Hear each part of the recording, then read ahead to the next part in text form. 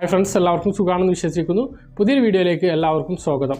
നമുക്ക് പുതിയൊരു ration card വരികയാണ്. നമ്മുടെ സംസ്ഥാനത്ത് സ്മാർട്ട് റേഷൻ കാർഡ് വരികയാണ്. സ്മാർട്ട് റേഷൻ കാർഡ് എന്ന് പറയുമ്പോൾ ഒരു ATM കാർഡ് രൂപത്തിലുള്ള ഒരു ചെറിയ റേഷൻ കാർഡാണ്. നമുക്ക് പേഴ്സിലൊക്കെ കൊണ്ടു നടക്കാൻ കഴിയുന്ന രൂപത്തിലുള്ള ഒരു റേഷൻ കാർഡാണ്. ആ റേഷൻ കാർഡിൻ്റെ മുൻവശത്ത് ഉടമയുടെ ഫോട്ടോയും പേരും റേഷൻ കാർഡിൻ്റെ നമ്പറും ബാർകോഡും QR കോഡും ഉണ്ടാകും.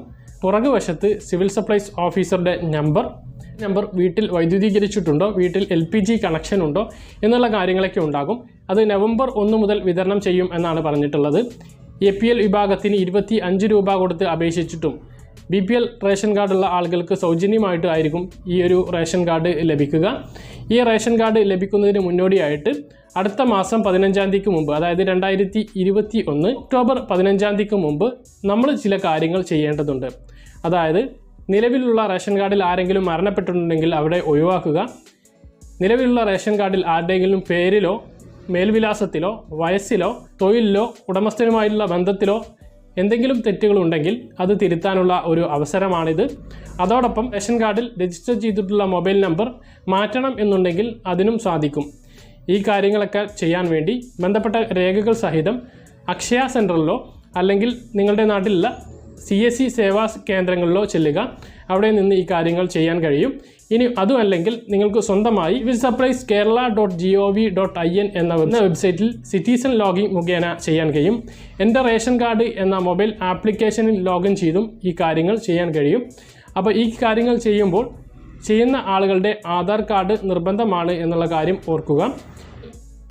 ഈ കാര്യങ്ങൾ അടുത്ത മാസം 15-ാം തീയതിക്ക് മുമ്പ് തന്നെ ചെയ്യണമെന്ന് ജില്ലാ താലൂക്ക് സപ്ലൈ ഓഫീസർമാർ അറിയിച്ചിട്ടുണ്ട്. ആ ഒരു പ്രധാനപ്പെട്ട വിവരമാണ് ഈ ഒരു വീഡിയോയിൽ നിങ്ങളുമായി പങ്കുവെക്കാനുള്ളത്.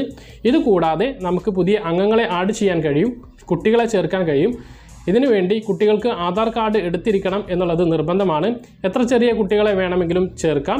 പക്ഷേ 5 വയസ്സിന് താഴെയുള്ള കുട്ടികൾക്ക് ബയോമെട്രിക് സംവിധാനം ഉണ്ടാവുകയില്ല. വിരൽ വെച്ച് റേഷൻ കാർഡിൽ നിന്ന് സാധനങ്ങൾ വാങ്ങാൻ കഴിയില്ല. ആധാർ കാർഡ് ഉണ്ടെങ്കിൽ ആരെയും റേഷൻ കാർഡിൽ ചേർക്കാവുന്നതാണ്.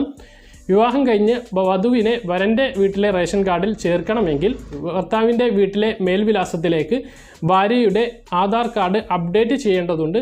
അത് അക്ഷയ കേന്ദ്രങ്ങളിലൂടെ സാധിക്കുന്നതാണ്. കുട്ടികൾക്ക് ആധാർ കാർഡ് എടുക്കാൻ, എത്ര ചെറിയ കുട്ടിയാണെങ്കിലും ആധാർ കാർഡ് എടുക്കാൻ അക്ഷയ സെൻറ്ററുകളിലൂടെ സാധിക്കുന്നതാണ്. ഈ 2 കാര്യങ്ങൾ ഉണ്ടെങ്കിലേ പുതിയ അംഗങ്ങളെ റേഷൻ കാർഡിൽ ചേർക്കാൻ കഴിയുകയുള്ളൂ. പുതിയ അംഗങ്ങളെ ചേർക്കാൻ അടുത്ത 15-ാം തീയതി ഒരു ഡേറ്റ് പറഞ്ഞിട്ടില്ല. മറ്റ് കാര്യങ്ങൾ ചെയ്യാൻ വേണ്ടി ഒക്ടോബർ 15 എന്നുള്ളൊരു ഡേറ്റ് സിവിൽ സപ്ലൈസ് ഓഫീസർമാർ അറിയിച്ചിട്ടുണ്ട്. അതിനു മുമ്പ് തന്നെ ഈ കാര്യങ്ങൾ ചെയ്യണമെന്ന് ഓർമ്മിപ്പിക്കുന്നു. പറഞ്ഞ കാര്യം കൃത്യമായിട്ട് മനസ്സിലായിട്ടുണ്ടാവുമെന്ന് കരുതുന്നു. ഇതുപോലുള്ള ഇൻഫർമേഷൻ ലഭിക്കാൻ ചാനൽ സബ്സ്ക്രൈബ് ചെയ്ത് ബെല്ലൈക്കൺ എനേബിൾ ചെയ്ത് വെക്കുക. മറ്റൊരു വീഡിയോയുമായി നമുക്ക് വീണ്ടും കാണാം. ഇതുവരേക്കും ബൈ.